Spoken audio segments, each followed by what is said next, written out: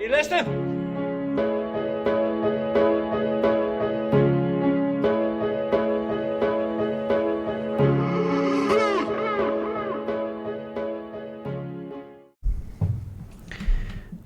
What's the crack, people?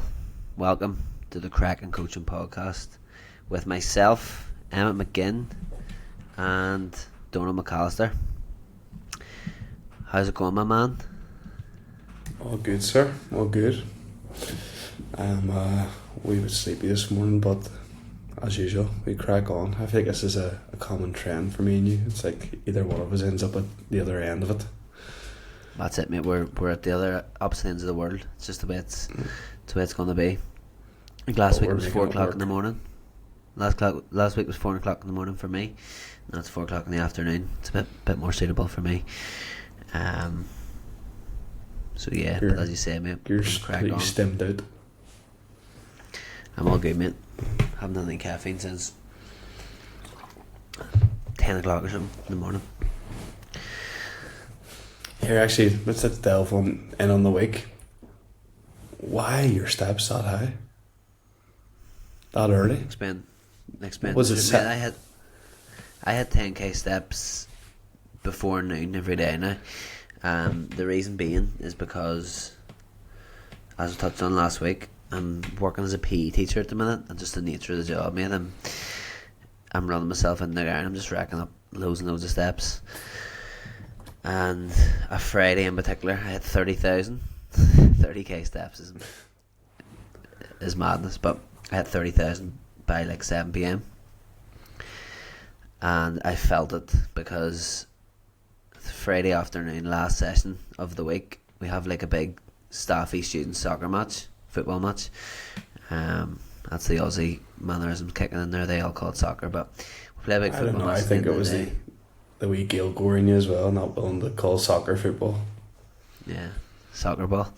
But yeah, we play a big football match, and famous last words I said to Ralph Jackman, Hugh Jackman's brother, by the way, teacher in the school, just to drop that in. I said to him, I'm gonna take it easy today, mate. I'm gonna maybe go on nets, but the competitive freak in me came out, and I just wanted to win. So that was a big portion of my steps by the end of that day. Went home, just wanted to lie down, but also couldn't. Still a bowler, are you? Still got it when it comes to playing against 10-year-olds anyway.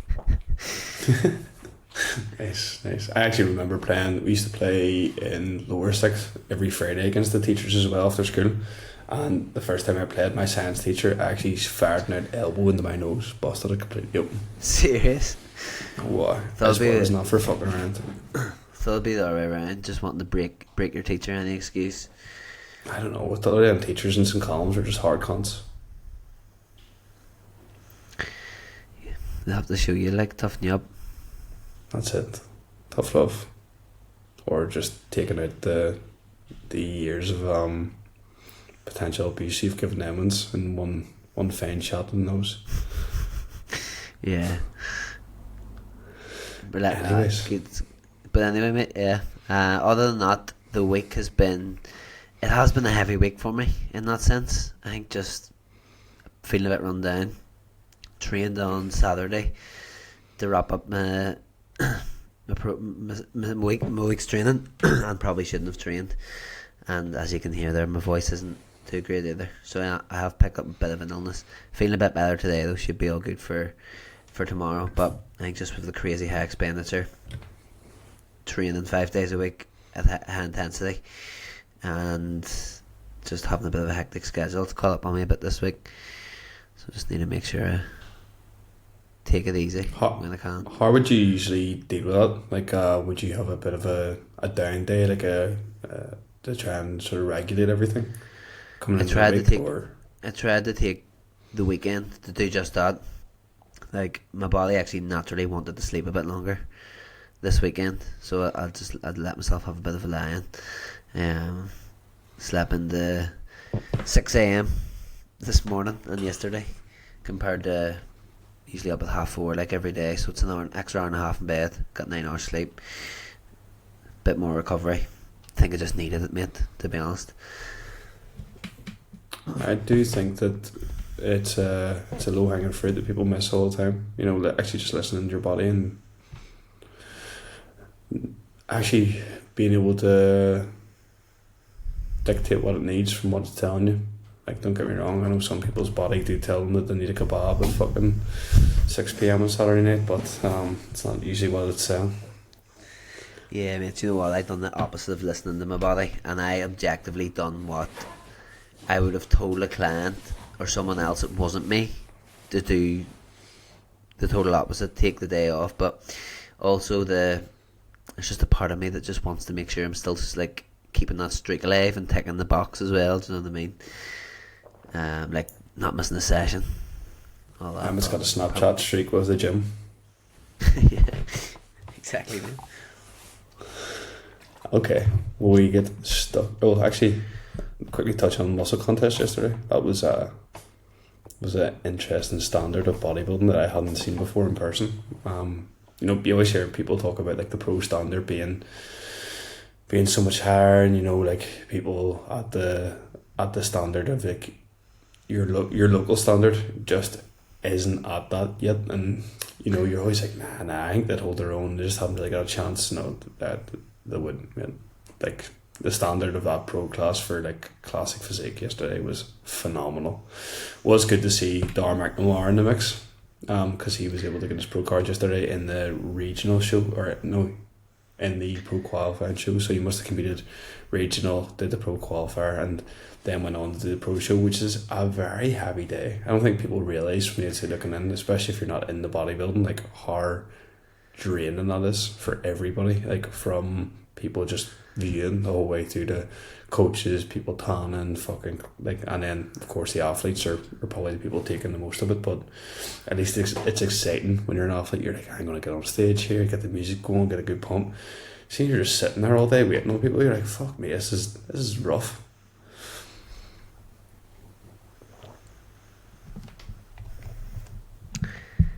And in terms of the standard being very good, was there any standouts for you?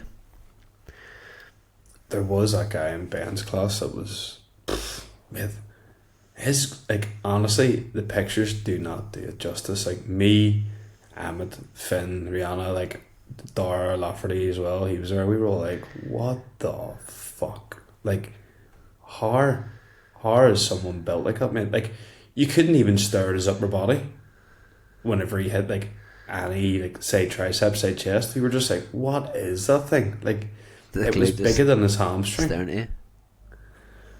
Man, mad, absolutely mental. Like, I think the judges were even in the same boat. You know, like they had a good couple of rotations of the same poses.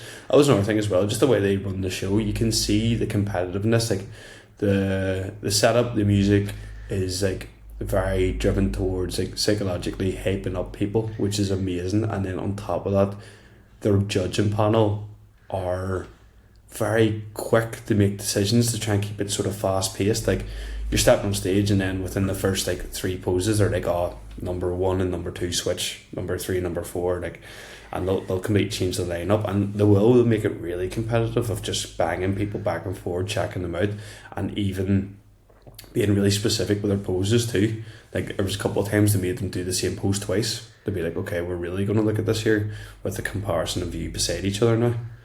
So you could see, like, people were battling it out on stage, and you could see what the judges were thinking, which was great as a spectator because it made it even more like entertaining to watch. And it's very hard sometimes to make bodybuilding not entertaining, you know. So I think muscle contests are definitely setting the standard for what judging should be like.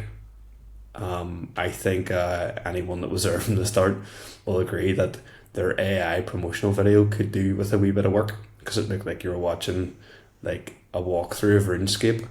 But other than that, it was very, very good, very well set up, and you know, they are definitely like the NPC, and going to the FPB is a completely different kettle of fish. So you enjoyed it then?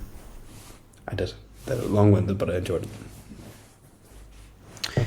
And these shows, I haven't been to one yet. I need to start going and seeing what it's like and such now for myself.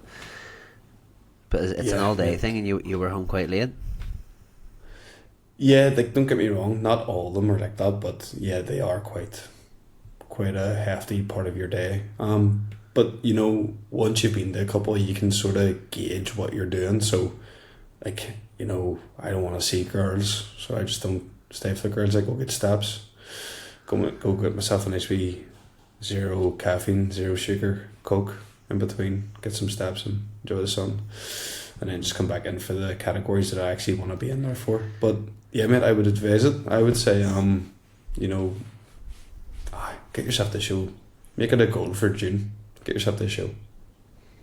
Yeah, just suss out what sort of shows that I'm gonna want to be competing in myself. Get a feel for the different federations and stuff. Yeah, well, you know, coming into junior, probably going to be in a position to where you'll be able to step on stages and maybe a bit of a warm up show, depending on, of course, what ways lay out your year. But you know, it could be, you know, could be potentially looking at what your warm up show is. Yeah. I would say about this time next year. I would say. Well, will we get into this week's topic? So we have a topic for you this week.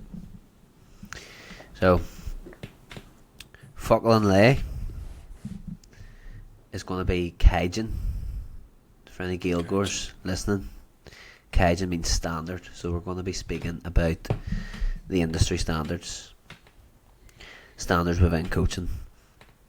And I think what spiraled this discussion was the Puregym PT thing that was doing the rounds of late. Just as in, probably what, giving it bad face, probably like putting a bit of a bad image as to what coaching is or being a PT is. So we'll maybe hop on that, discuss why industry standards maybe potentially aren't where they should be, or if it's the case that the industry standards are high but there's just an oversaturation and a low barrier to entry and you're seeing a lot more of the what not so good coaching looks like, and we can maybe also delve into what good coaching is supposed to look like.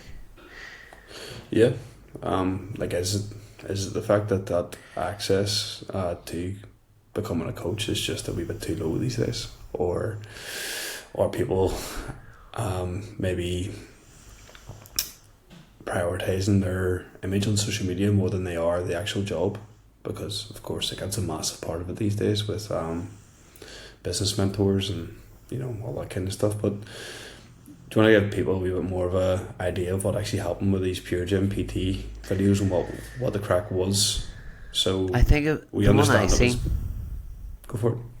The one I seen was just he was given a demo of what a tricep push down was, and I think he was going into the shortened contraction range and he was saying it's going to get a nice stretch on your triceps, which obviously it was not in the stretch position of the tricep, which is at the starting range. It was contracting the tricep.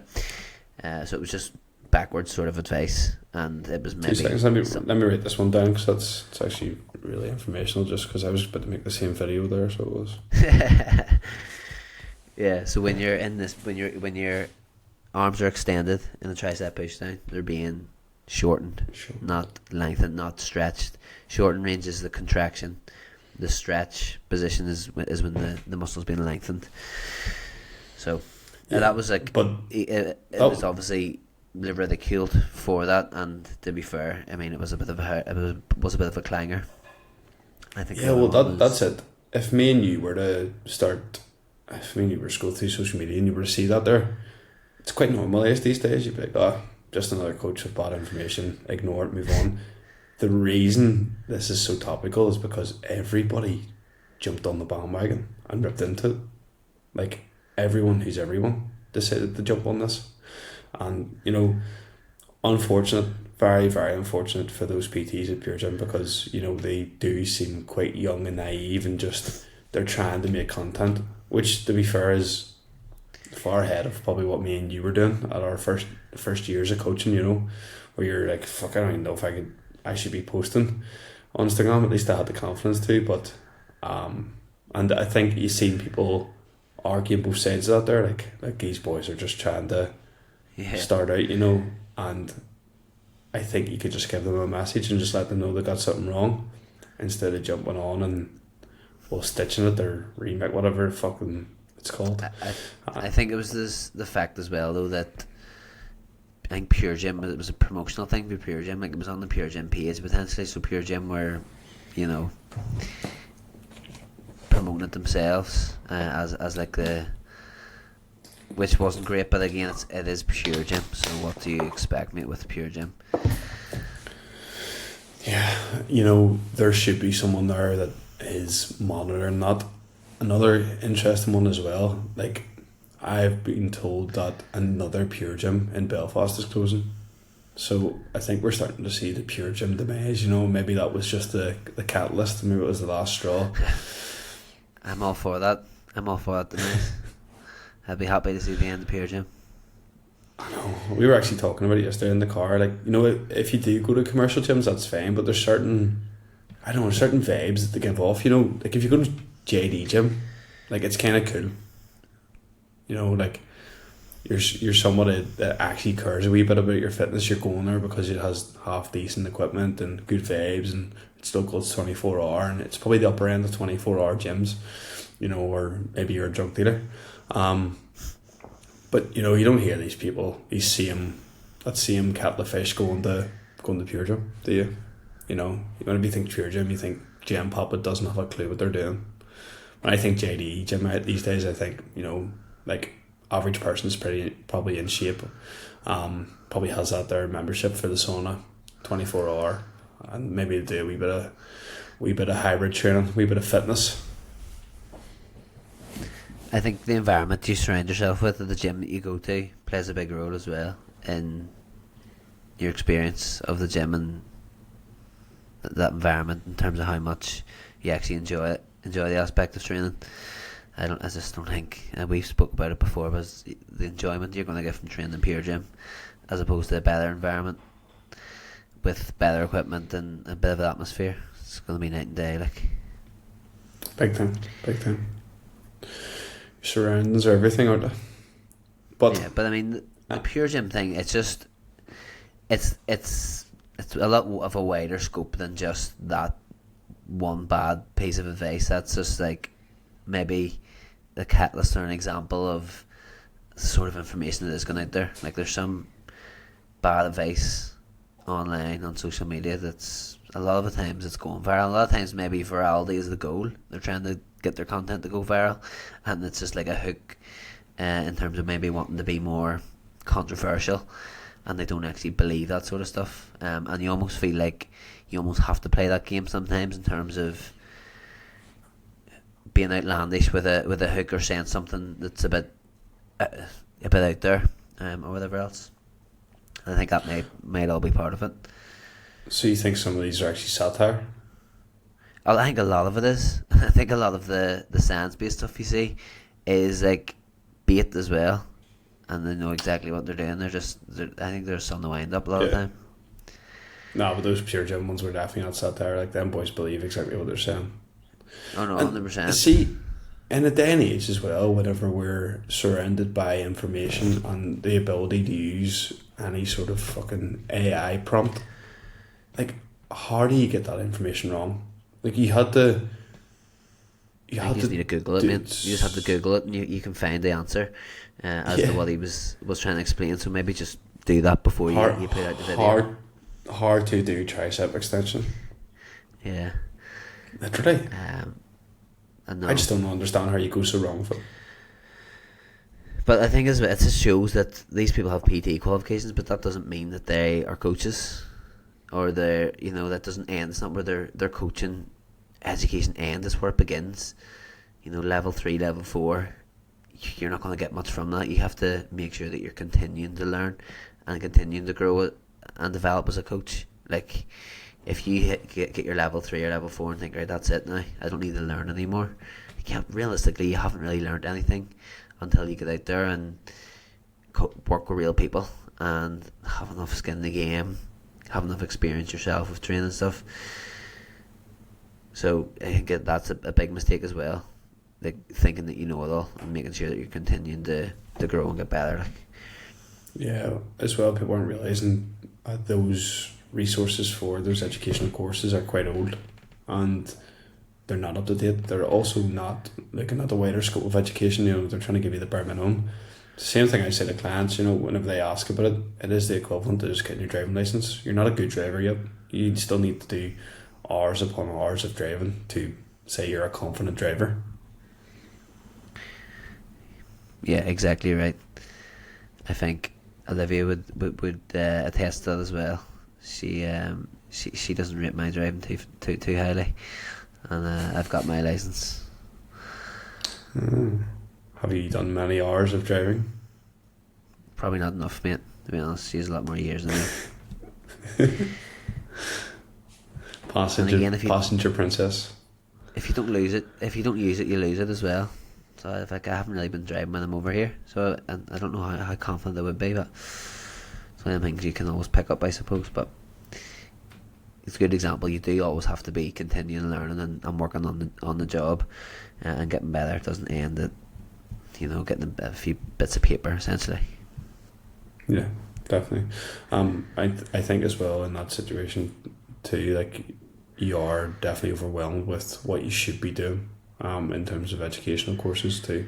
And I know I've been in that situation as well. Like, how do you justify that as well as a new coach who's just paid maybe the guts of maybe $1.5 to $2,000 for a PT course to go and spend another $1,000 or $2,000 on educational resources that may not even be applicable to what you're going to do, because it might not be your quote unquote niche.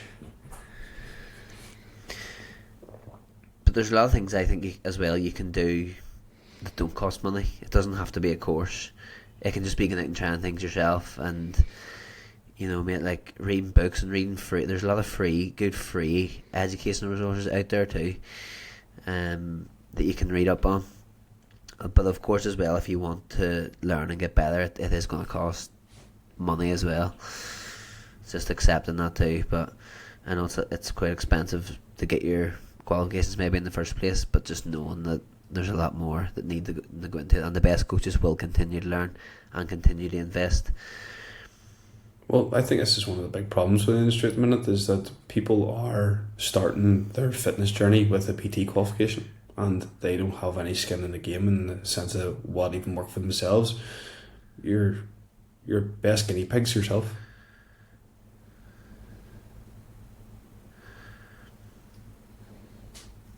Yeah, no, 100%. Like, before you can coach other people, like, spend enough time yourself knowing what sort of works and gain the skills there from a training perspective.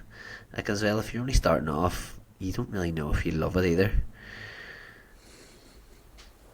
So like, make sure that it's what you want to do before you just dive into it. Maybe I think because one of the problems is as to why there are so many coaches, obviously it being a low priority entry, but it's quite a lucrative. It's a great job, but it comes at a cost. Like, it doesn't. You don't just jump in right away and can do what everyone else is doing. The people who are working at a high level from doing for years upon years, and maybe trying to mimic them, but like, you don't know what they've actually done to get there. So like, the work that's been required, it's not like an overnight sort of thing.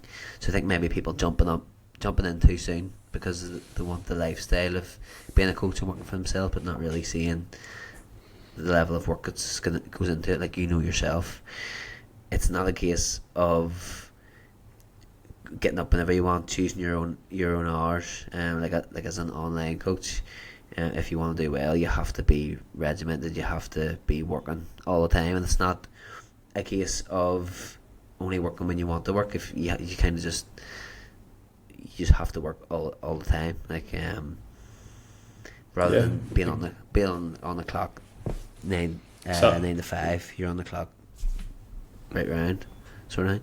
Yes, self-employment is not all sunshine and rainbows. Like, and there's a lot of things that go into the job as well that you're never going to expect with PTing. I understand as well from a perspective of like maybe a gym floor PT, like the hourly rate that you do receive does seem exponential comparatively to what you'd be getting in 9 to 5, but whenever you start diluting that down to, okay, like, how many hours did I spend communicating outside of the session? How many hours did I spend on diet plans? How many hours have I spent on educating myself? Like, that all has to come into account for what you're being paid as well. And I think this is why you do see it so often that people leave the game quite fast, because there's a lot more work to go in on the back end than they ever realised. And you know, some people are definitely just not ready for that there. They definitely don't love the game. And what do they do after, mate? To become business coaches? Yeah, they usually become a business coach and tell you where they went wrong and how they can help you go right. You do see it all the time. Like, if there are great business coaches out there as well, good business courses, but you see a lot of almost field coaches, or who couldn't be a coach, and like, I can't coach people, but I can just make money telling people how to grow their coaching business. Like, that's a bit of a thing at the minute as well. Do you know why these scam artists are like working so well? Because it wasn't too long ago that they were actually in the same boat, and they're using the pain points that they experienced to rope you in. Yeah. You know, these guys are just using the psychology of how they felt a year ago to get money off of you. So. Yeah, I mean, those ones, I don't know, you'd be surprised. What do you think? Do you think they're able to actually make a living, or not? But I know there are like good like business mentors and stuff out there. But again, that's probably a different thing to get into. That's a saturated market within itself as well. Sorry, go ahead. No, it's almost like business mentors for coaches, being its own sort of saturated market. Yeah, I definitely agree with that. Yeah, so I guess jumping into our next topic is like just the problem with the industry across the board.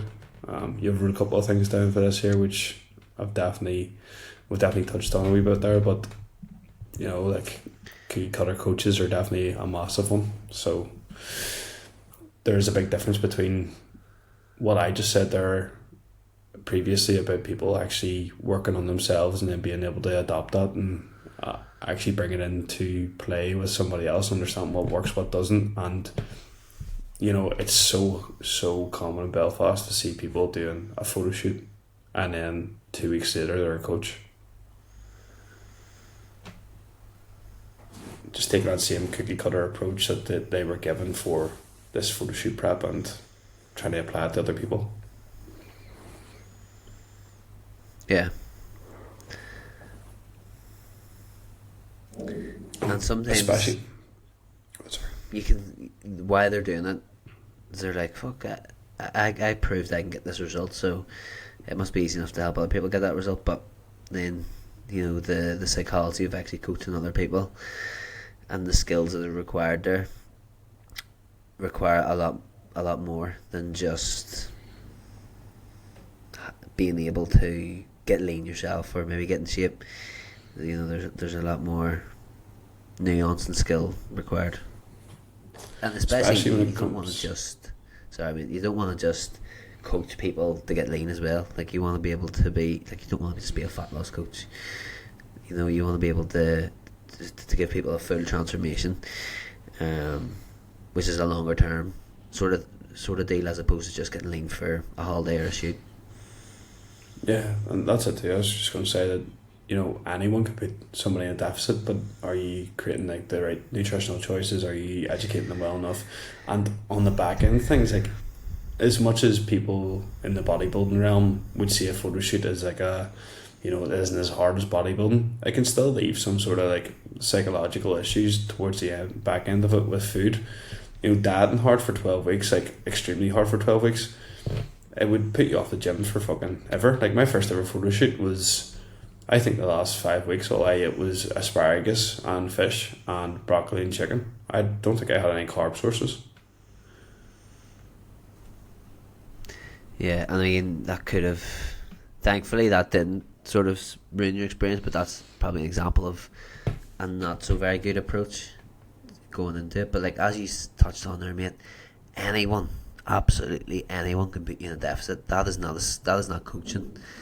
It's not skill. There's no skill to that as well. Just that's energy balance. That's just giving someone like a set amount of calories essentially, and maybe tinkering with their expenditure so to make sure that they're in a calorie deficit. But to me, that is not coaching. Coaching goes so far beyond helping someone like lose weight as well. You know, putting someone in a deficit. There's a big difference between losing weight and becoming a skinnier version, a smaller, shrunk down version of yourself, and having a great physique. Do you know what I mean? So it's like the skill is being able to get someone lean but retain their muscle, retain their recovery, and also educate them along the way so that they can take that approach to other people. Like, I'm sure you're not, correct me if I'm wrong, mate, but I'm sure you're not giving people asparagus and chicken 4 meals a day when you're preparing for shoots or shows. No, I mean, far from it. That's not your protocol. Nah, my actual philosophy on it is give people the most possible. Like, I think that goes over people's heads too. Like, the outcome of the results that you're looking for aren't generated through giving people less. Like, when it comes to food especially, is that you should be giving people the most amount of food possible to achieve their goal, because you're going to see in turn much better performance across the board from a perspective of wanting to get a better physique and being able to perform in the gym, lift more weights and sustain better muscle mass, to the athletes who fight as well. Like, of course, being able to go in and actually sharpen the sword. At the end of the day, they're all going towards a result that requires high performance, and the stress of food shouldn't be diminishing for them. Yeah, like you're 100%, like, because the goal is not just weight loss, it's performance as well, and retention of that, and making sure that you're not losing a load of muscle, and that you're also you're able to sustain it for a decent amount of time. Don't get me wrong, there does become a point, and you will be able to gauge this as a coach yourself, where just comes to the point where sometimes for a certain individual they just do need less food and they're not going to be eating a lot of calories at one point, and that might be if they haven't dieted and don't have that much muscle to begin with. For example, their first diet they might be eating a bit less calories towards the back end, but that's also a temporary fleeting thing. Like, that's not forever, you know. Mm-hmm. I think that's a mistake a lot of people make too. They're like, I have to be able to do this forever. It's like a diet and the deficit is a phase that you come out of after a certain period of time. Yeah, and I think that this also is an issue across the board as well, for people just normalising what a result is as well. Like, the result of a short term stint of diet and losing some weight is not a result. And we're probably guilty of it too. Like, you usually share more of the fat loss journeys, don't you? And the sort of transformations where you're taking someone from with a high body fat percentage to a low body fat percentage, because ultimately people see that and it's more of like the wow factor there, as opposed to someone who's spent 18 plus weeks in improvement phase, has gotten a lot stronger, has built a load of muscle, has more confidence in the gym. The physical or almost like transformation may not be as wow to the eye, but like deep down that is a true transformation that's had far greater impact and left a far greater impact on the client than just putting them in a calorie deficit. Yeah, it's visually appealing, and being in a position as well where I'm working with clients that are a lot more advanced and they don't get out of shape. Like, it's going to be very hard for me to be like, look at the improvements this guy made over the last 6 months. It's like, he's an natural athlete who, you know, is is pushing in the right direction, but maybe those improvements in the last 6 months weren't all physical. Maybe there's a lot of mental turnarounds there. Maybe there was a lot of things that they dealt with, and the wins don't always have to be physical, but like you say, it's just visually appealing to see someone lose fat. Yeah. Like the service me and Amit offered is not a 6-week fat loss transformation. Like, we can guarantee that the benefits you're going to get off of our services are going to be much greater than that. And if you spend a year coaching with us with good communication and execution, you would see a massive shift in your whole life that would alter it for the rest of the time. I can guarantee that. You're not gonna walk away going, oh thank fuck I lost 4 or 5 kilo in 6 weeks. Or you're gonna walk away from it going, Jesus, that was actually an amazing choice. I was surrounded by people that have the right mindset in life, and that I want to continue pushing on and improve and continue to challenge myself as well. And I know that I have a lot more potential to give than what a 6-week diet looks like. 1,000,000%. Like, and that is ultimately the goal of coaching as well. Leaving someone better than you found them. So when that person, time comes where they're completely self-sufficient, they're able to, they've underwent this sort of lifestyle change, and rather than just, again, as you say, it's not just a fat loss phase. They've physically, mentally changed their lifestyle, their habits, to the point where they're operating at a different level. They've an identity shift as someone that, not someone that tries to get in shape, yo-yos back and forth, but as someone who just lives that lifestyle. And that is a massive shift, mate, in how you live your life then for the rest of it. I think that's so important too, the value and the impact that coach can have, and that brings with it a certain level of pressure as well. But it's a healthy pressure, and if you're a good coach, it's something that you'll thrive on as well. Yeah, you touched on this here as well. Like, every coach offers the same thing on paper. We offer a training plan, we offer nutrition, we offer check-ins, we offer the 24-hour communication. I don't offer 24-hour communication because I'm actually honest with people. I'm not going to text you back at fucking 10 o'clock at night.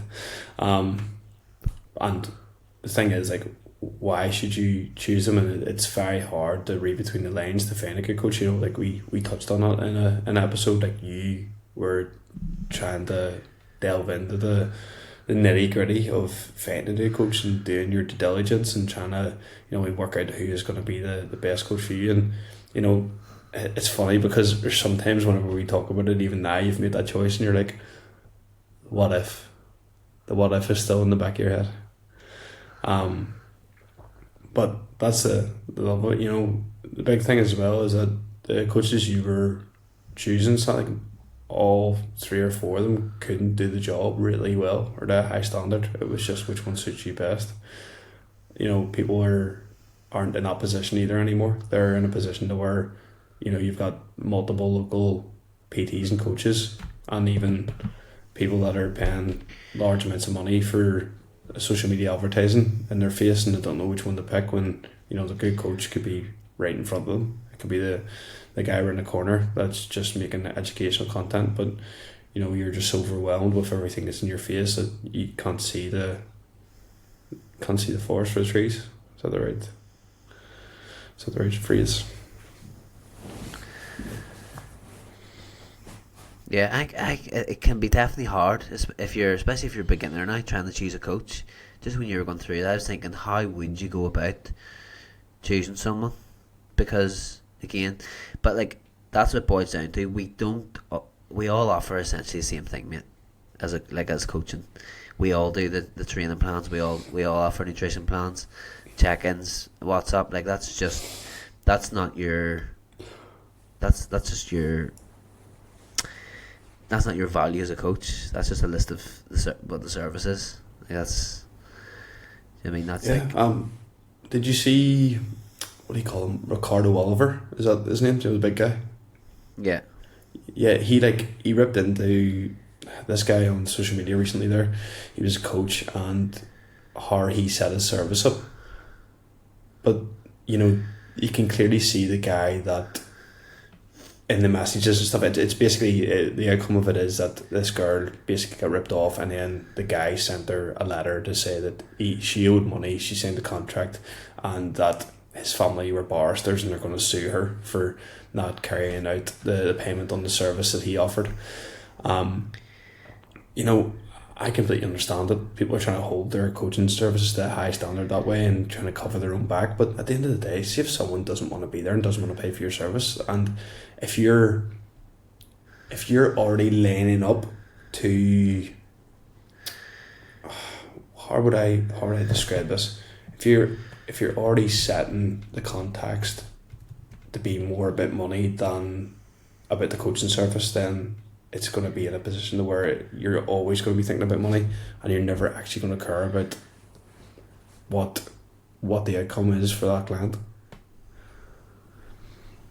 Yeah, I agree. Like, I think the best coaches you don't hear them really talking too much about money and stuff like that.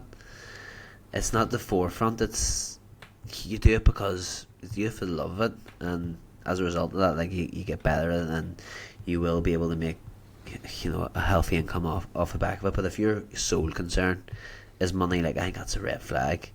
You're not in it for the right reasons as well. You're not in it for actually the care of the individual and the person in front of you. I think that shows, like, that shows right away. I believe, but maybe not initially. Maybe not until you work with that person and have to find out that they don't really care, because maybe they can talk a good game or whatever else. But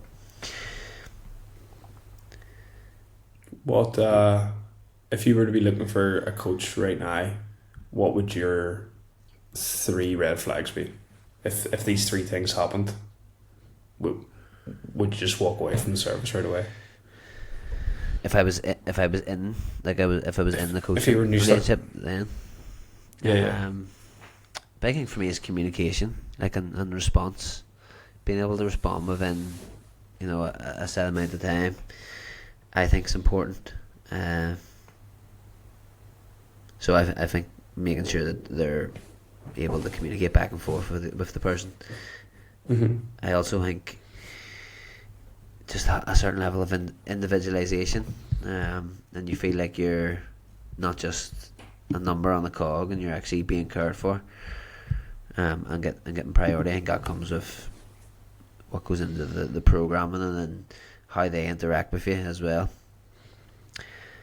That's ultimately, like, they would be, I know you said 3, but they'd be the 2 main things for me, like communication and, like, a real personal approach. I think, like, the standards I would expect as well, all things in the coach I'm like now, they would all be doing those things. Like, when you spoke about, like, features of coaching, you know, people will sell their features as opposed to selling what the value that they can offer you. You know, features are just like the check-ins, the training plan, the program. Like, that's a given. Like, everyone offers that. Like, if you're a coach listening to this, don't, like, list off a load of features. I think we've all probably done that before.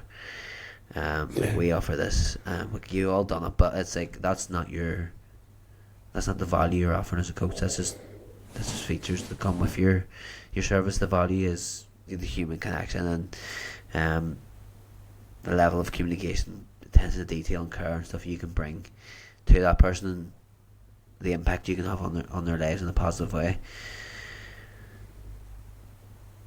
Definitely. Well, definitely 100% agreement. Yeah.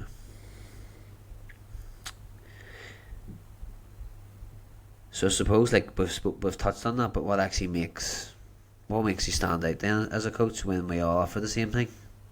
Do you think as in from a social media standpoint, or whenever you actually get into the service? I think just in general, what makes a coach different, although we're all offering the same thing, what separates a great coach from just average run-of-the-mill? One of my biggest green flags is people setting a tone from the get-go. You know, having boundaries as a coaching client. You know, I do this right away as well. I'll like let them understand that these are my working hours as well. These are the times that I will reply to you. That it can take up to this amount of time for me to get back to you, and especially when it comes to like form training clips and stuff like that. There, it's like you don't actually need them till the next session, and I would much rather sit down and put the effort into replying to it than just, texting you and being like, "Oh, great job, mate." Like I actually want to sit down, take the time to watch these videos and reply to them, respond to them, give you a proper overview. And it's the same with anything. Like if a client sends me a message and I understand that I can reply quickly to it, great. If I see like a 2-minute voice note coming in, I'm like, okay, I actually need time to sit down, listen to that there and create a response. Yeah. It isn't as easy as me just jumping on and going, all right, mate, heard your voice note, this is what to do. Like it actually does take time and effort to respond to things and make sure that you're responding correctly, because that is the tone you're setting from the get-go. You should have a certain amount of boundaries and cut off times, and there should be a clear cutthroat way of doing that there, in my opinion. I do that via a client onboarding pack to be like, these are the times I work, this is my cut-off times, this is how many hours it might take me to reply. I think that really boils down to the one main thing that you're speaking of there is communication, isn't it? Really, like how you're communicating, and having a certain level of professionalism there. I think having boundaries, having working hours, to expect to be working 24/7 is unrealistic. And if you are someone that replies like sporadically or at any time during the day, you probably haven't got your shit together too much. So it's about, you'd like to see sort of a clear system and structure there, like what you're saying, video response feedback. There's a certain way that you respond to them, and it's consistent. The client is used to that approach. Same with message responses and things like that. There should be a clear structure to it and a level of expectation. If you lay them out from the beginning, which from the get go, make that clear. That's free communicating. I think that is a big one as well for me. Yeah, that's another great one, to be fair, that you kind of touched on there, is like if you're uniforming the actual communication as well, that you'll never come across in any way emotional too, especially whenever emotions could be high. And that's another big thing too that you do see happen very often, is you see coaches allowing their own emotions and their own daily life to seep into how they're responding to their clients.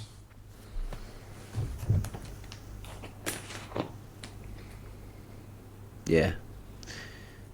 So yeah. I mean, if you don't have your own shit sorted,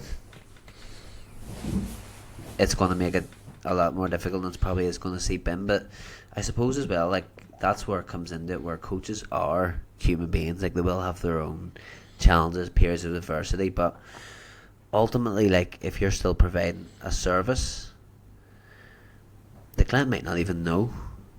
Like say you might be struggling with a certain thing, but you're still offering them, you're still providing the same service. You might be a bit sick, but you're still going on doing the check-ins. You might have had something difficult happen to you, but you're still showing up for them. It's almost like they don't necessarily, they probably should know that things may be wrong or off with you, but also like it comes to a point where just like that's also a thing where we are human beings as well.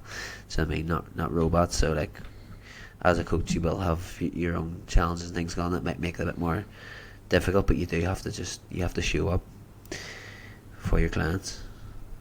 Yeah, don't get me wrong. Don't be a robot either. It is like a very hard balance constantly being a coach, because you need to show that you're human too, from time to time. And I think that the client will get a lot from that too, because they're not expecting you to be perfect, so they're not expected to be perfect either. And whereas whenever go ahead, sir. You've definitely said this before. If you make a mistake or you whatever else, owning that with the client rather than trying to cover it up and being afraid to admit that you've made a mistake or got something wrong, the client's gonna respect and appreciate that a lot more. Oh, fucking big time, mate. I said this so much in my first year as well. It was like, I don't know the answer to that question, but I can go find out for you. Like that was the greatest thing that I ever learned how to do. was like, okay, that's something I don't know, I'm going to go find out. Instead of just giving them the typical answer of, it depends, and then just spewing off bollocks that you'd maybe just picked up keywords, or, you go over the top of it too. Like, I understand I'm very educated as well when it comes to this stuff. I can just start using big words. You'll be that confused that you'll walk away going, yeah, totally get what you mean.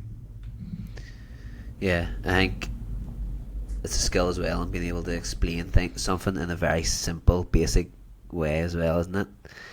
Where you don't have to use that sort of language and stuff. I think that's a skill in itself.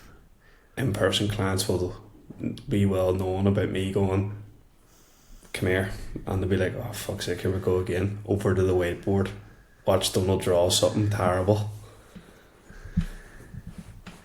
complicate the explanation even more.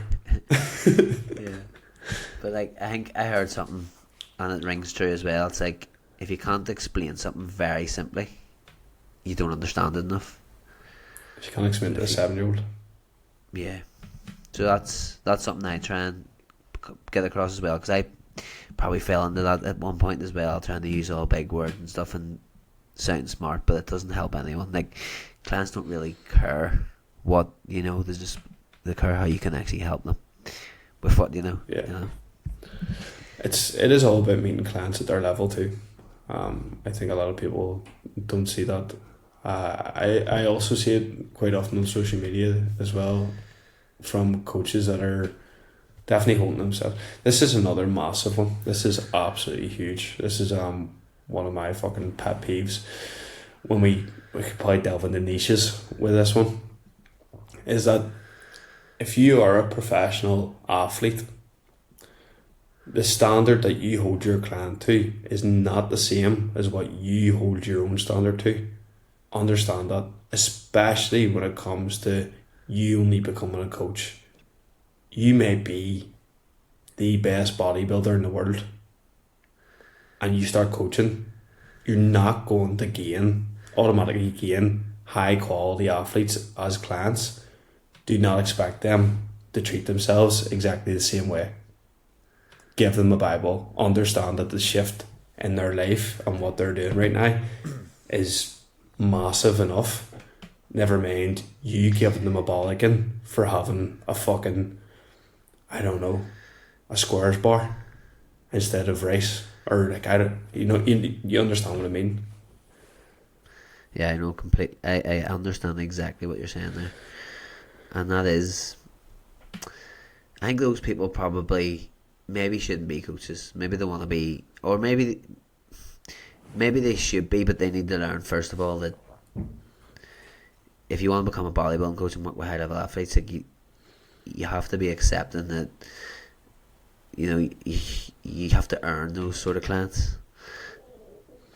Some of those clients are also the ones that are going to become great athletes, and they just need nurture and care, and like, again, to be told that they have that potential.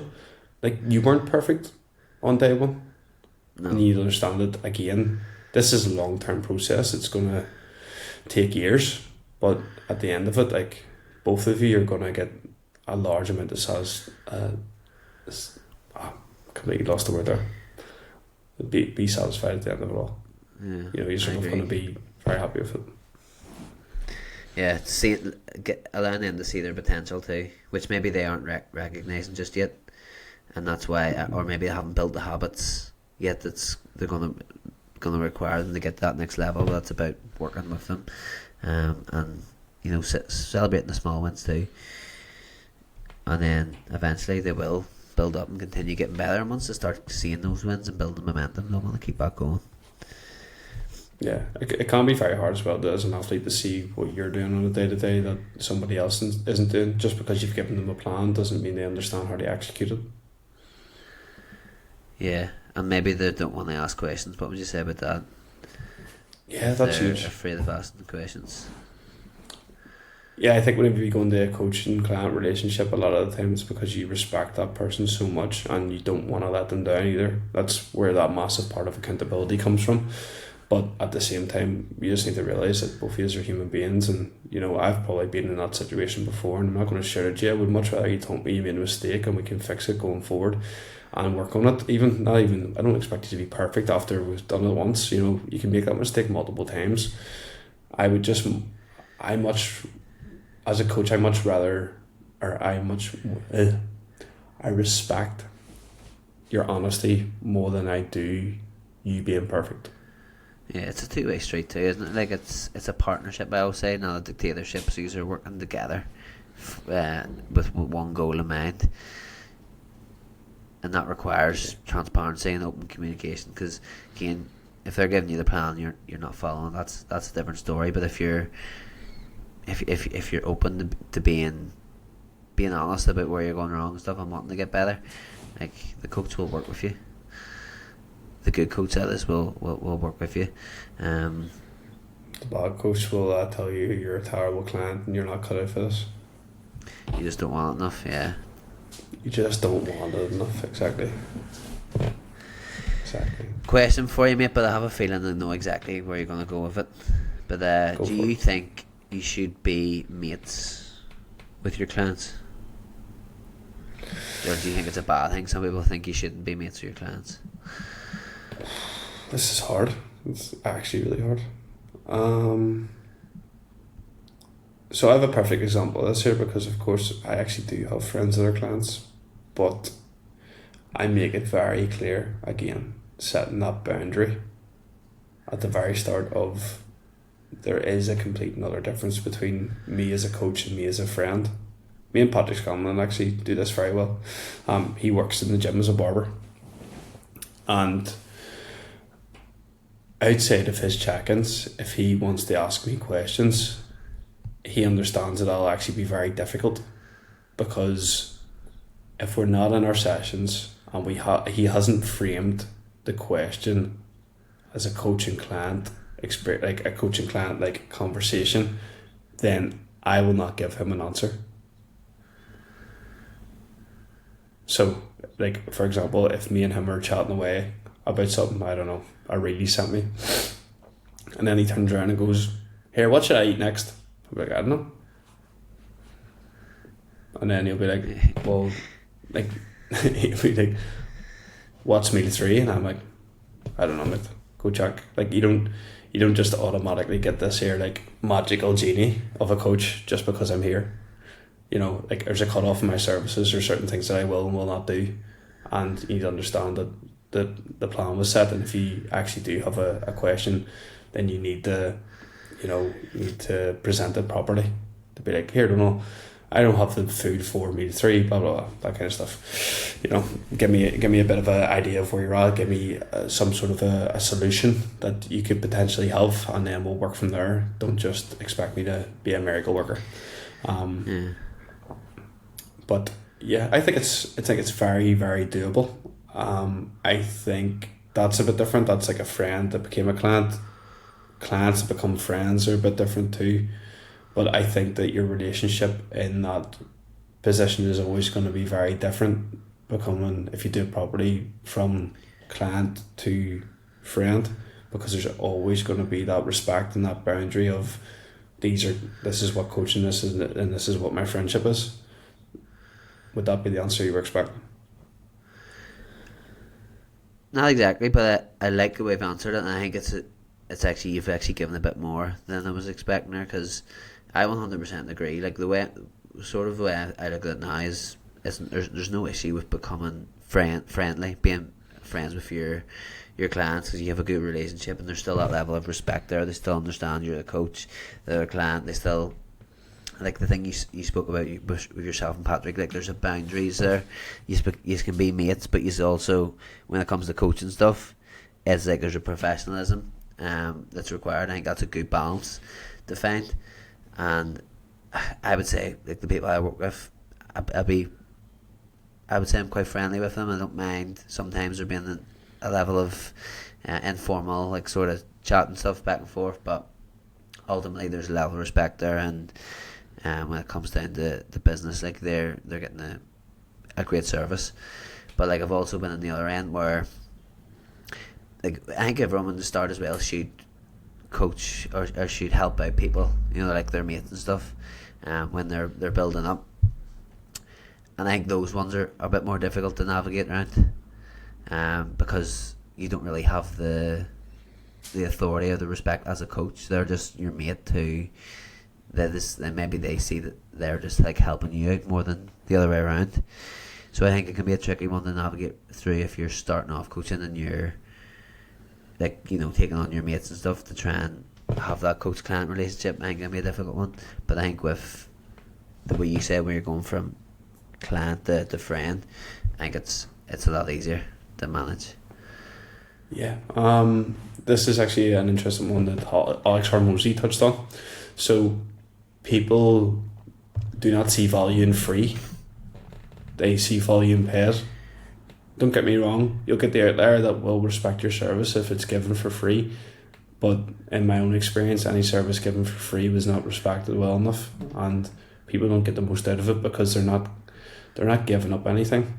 So Alex Hormozy tells a story about how whenever he started up a free coaching program, and all you had to do was donate $150 to a charity of your choosing. So that in some way or form, you'd paid for something.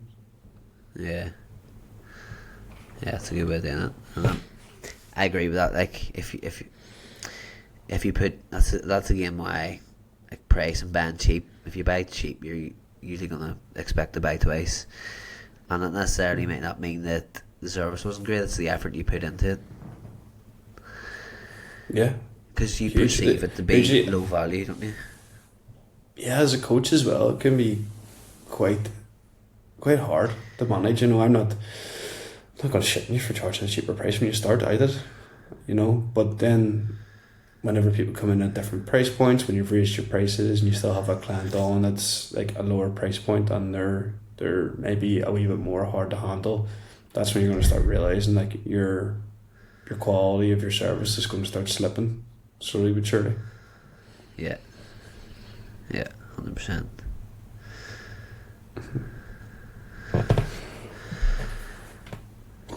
Yawning now, so yeah, definitely a wee bit tired. You don't have enough caffeine this morning? Not yet. I don't want to bang it all in. I haven't even got 360 steps done. And have I done today? Only 10,000. That's good, to be fair, for me. Trying to take it easy today. Give my legs a wee break.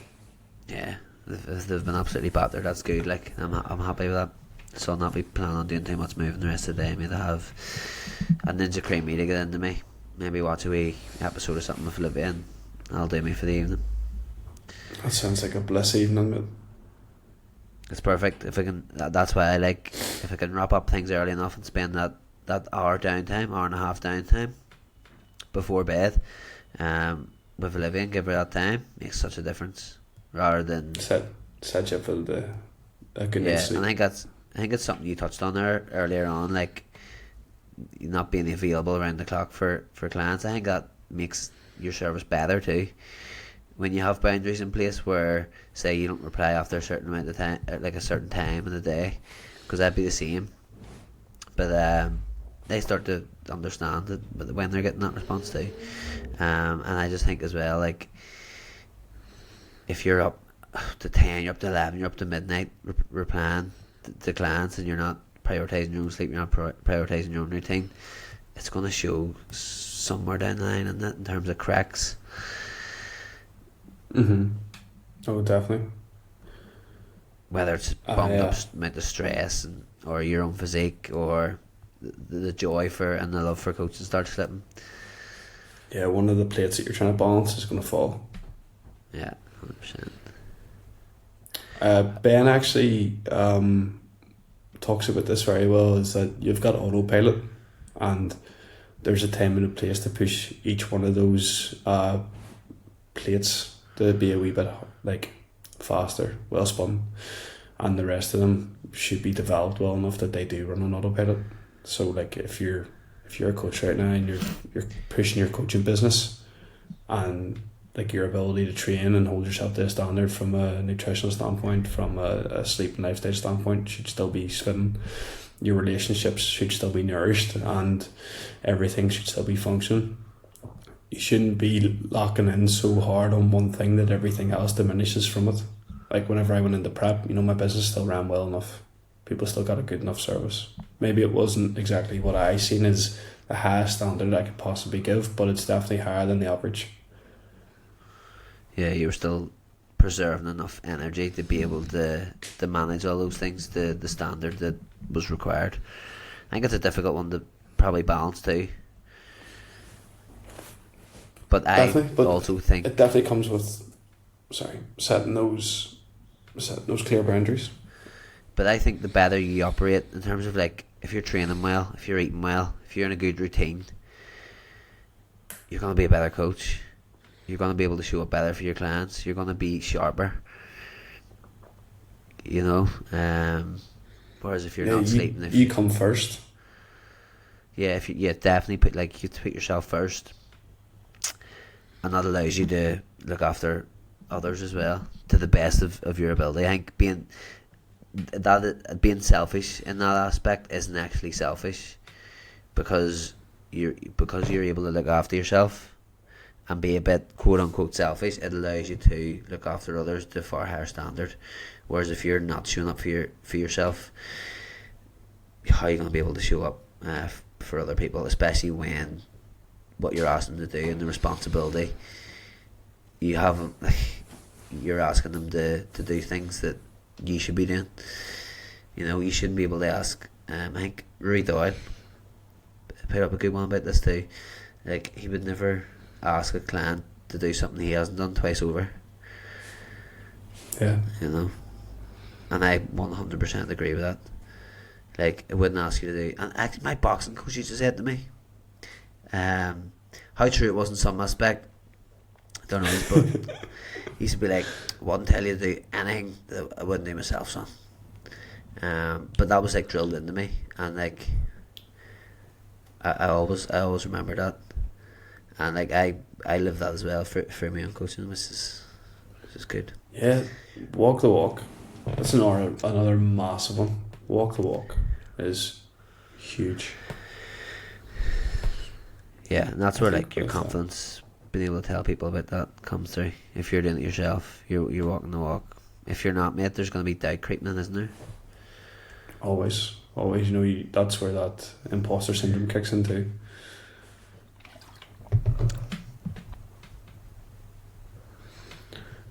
I think we've covered everything of it. I don't think there's much more to talk on there, is there? I think we're done. Yeah, we're done right there, mate. But we'll call it there. We'll come back with a mini pod this week as well. Yeah, I think that's a good idea. It's a bit of an outro, folks. If you're a coach that's listening to this here, ask yourself honestly: are you actually walking the walk, and are your clients better off in the long term for your services? And if the answer is no, then give me your amateur message. Let's get started. Let's turn you into a better coach. Let's start the Craic'n Coachin Fitness Mentorship. That's a piss take, but honestly, if you do need help, give us a shout. We should have left it there, mate. We should have left it there. Yeah. Would have been good. Started the Instagram page. Yeah. And have a great day, sir. Or a great night's sleep, actually. Will do, mate. Enjoy the rest of your day, my man. Speak to you soon. Slán go fóill. Slán go fóill, Macarja.